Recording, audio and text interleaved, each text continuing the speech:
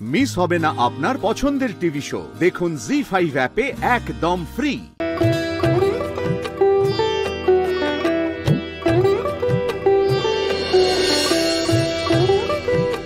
আমি জানতাম আমি তো বলেছিলাম দিদি তুমি পারবে, তুমিই পারবে। তুমি যদি আমায় জোর না করতে আজকে এই দিন আমার জীবনে কোনোদিন আসতো না। Thank you. তিথির বসু, আপনাকে এখানে আসার জন্য রিকোয়েস্ট করছি। ডাকছি তোমাকে, যাও। কনগ্রাচুলেশনস। Thank you. আপনি দারুণ কাজ করেছেন। সত্যিই তো, নতুন মা, হবু মা, তাদের তো ইচ্ছেই করে নিজেদের সাজাতে। And your performance is unique. আরও একটা কথা, স্টিচিং তো আমাদের নিজস্ব কাজ, আপনি সেটা এগিয়ে যান। আর আমরা তো বলেছি যে আপনার একটা শোরুম কাম আপনার ব্র্যান্ড আমরা তৈরি করব, সেটার জন্য আমরা পরে কথা বলে নিচ্ছি। থ্যাংক ইউ সবাইকে, অসংখ্য ধন্যবাদ। আজকের এই সম্মানটা পাওয়ার পর যার কথা না বললেই নয়, সে হচ্ছে আমার হাজব্যান্ড সোমরাজ ব্যানার্জি। আজকে ও যদি না থাকতো তাহলে এই কম্পিটিশনে আসার সাহসটাই আমি জুটিয়ে উঠতে পারতাম না। এক কথায় বলতে গেলে আমাকে জোর করে ঠেলে ও কম্পিটিশনে পাঠিয়েছে, আমাকে বিশ্বাস জুগিয়েছে দিনের পর দিন যে আমি পারবো। আর আজকে এই জিতটার পুরো ক্রেডিটই সোমরাজের। Thank you so much everyone. Thank you.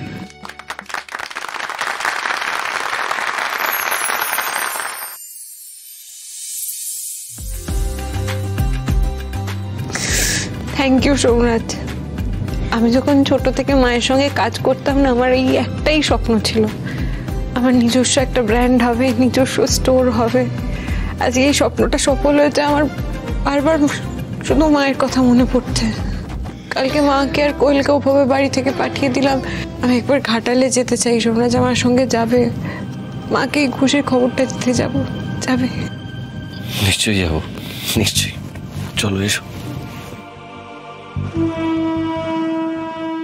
একটা ফ্যাশন ডিজাইনিং কম্পিটিশনে জিতে গেছি, দেখো ট্রফিটা। ওরা বলেছে আমার ব্র্যান্ড প্রমোট করতে সাহায্য করবে, আমার নিজস্ব একটা স্টোর হবে। মা, কি ভালো হবে না? কি হয়েছে মা তোমার?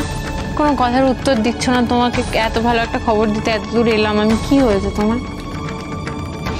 একটা কথা হলো তিতির, বলছি অভিরাজকে আমি খুব বেশি না চিনলেও একটু আধটু তো চিনেছি। তুই যতটা খারাপ বলছিস আমার কিন্তু ওকে অতটা খারাপ লাগেনি রে। আর তুমি আর কোয়েল যে কেন এখনো অভিরাজকে নিয়ে পড়ে আছো আমি বুঝতেই পারছি না। আমি বারবার বলছি অভিরাজ ভালো ছেলে নয়। আমি কি আমার বোনের খারাপ চাইবো? তোমার কি মনে হয় মা? আমি তো বোনের ভালোর জন্যই বলছি। ইনফ্যাক্ট সোমরাজ তো দাঁড়িয়ে আছে এখানে, সোমরাজকে জিজ্ঞেস করো তো ভাই। হ্যাঁ আন্টি, আসলে অভিরাজ না একটু অন্যরকম, বুঝলেন তো। আসলে ছোট থেকেই আমাদের সঙ্গে তো থাকতো না। যাই হোক মা, আমি বুঝতে পারছি তোমাদের মনের অবস্থাটা। তুমি মন খারাপ করো না, আমি কোয়েলের সাথে কথা বলছি। দাঁড়াও। এই যাস না, ওরা তো তোর সাথে এখন কথা বলবে না, বাদ দে, পরে কথা বলিস। কেন কথা বলবে না মা? ছোটবেলা থেকে আমরা সব বোনেরা একসাথে বেঁধে বেঁধে বড় হয়েছি। ওর কষ্টের সময় আমি এখন ওকে একা ছেড়ে দেবো? এমনিতেই অনেক বকাবকি করেছি অবিকে নিয়ে, আমি বোঝাচ্ছি ওকে, সত্যিটা বুঝতে হবে। জানো না আমি বলছি কথা, বলছি।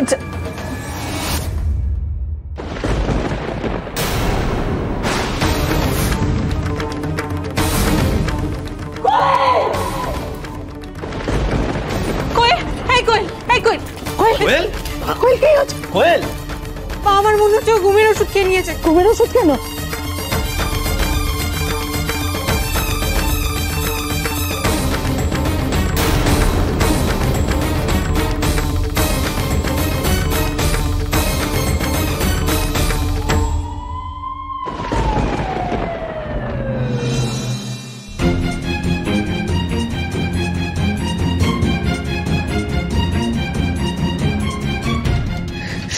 নার্স বলছি আমি একবার ভেতরে যাব, আমার বোনটার কাছে একবার যাই। আমি ভেতরে ওনার ওয়াশ চলছে, এখন যাওয়া যাবে না। আর আপনাকে দেখে মনে হচ্ছে তো আপনি প্রেগনেন্ট, এই অবস্থায় না যাওয়াই ভালো। প্লিজ আমি একবার আমার বোনটার কাছে যাই না, আমার বোন, ওর থেকে আমার কোনো ক্ষতি হবে না, প্লিজ আমি একবার যাই না, আমি গেলেও সুস্থ হয়ে যাবে, প্লিজ আমাকে একবার যেতে দিন না প্লিজ। আমি ভেতরে যাই, আপনাকে এসে খবর দিচ্ছি। আমি একটা বার দিদি তুমি প্লিজ শান্ত হও, আমি বলছি শোনো কোয়েল সুস্থ হয়ে যাবে।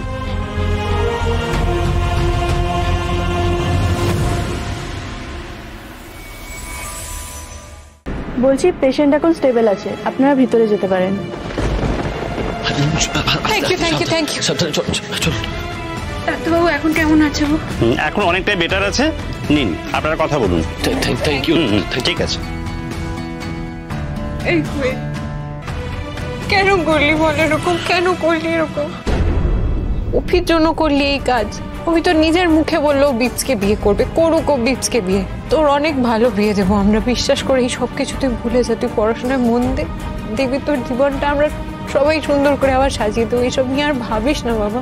তুই আজকে আমাদের সবাইকে একসাথে প্রমিস কর যে তুই এরকম কাজ করার কথা একবার ভাববিও না। যেই ছেলের জন্য তোকে আত্মহত্যার মতো একটা সিদ্ধান্ত নিতে হয়, সে কোনোদিনও তোর জন্য ভালো হতে পারে না করে। নিজেকে শেষ করে দেওয়াটা ভালোবাসা নয়। তুই চলে যা এখান থেকে। আর আমার এই অবস্থার জন্য অভি দায়ী নয়। কি বলছিস? তাহলে কে দায়ী বল? কে?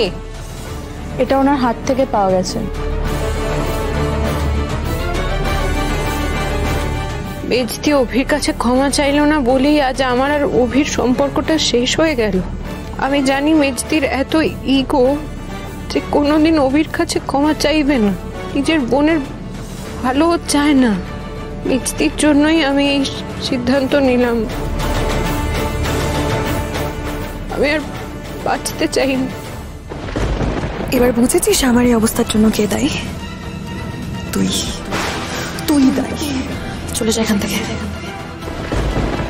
দিদি দিদি দিদি দিদি দিদি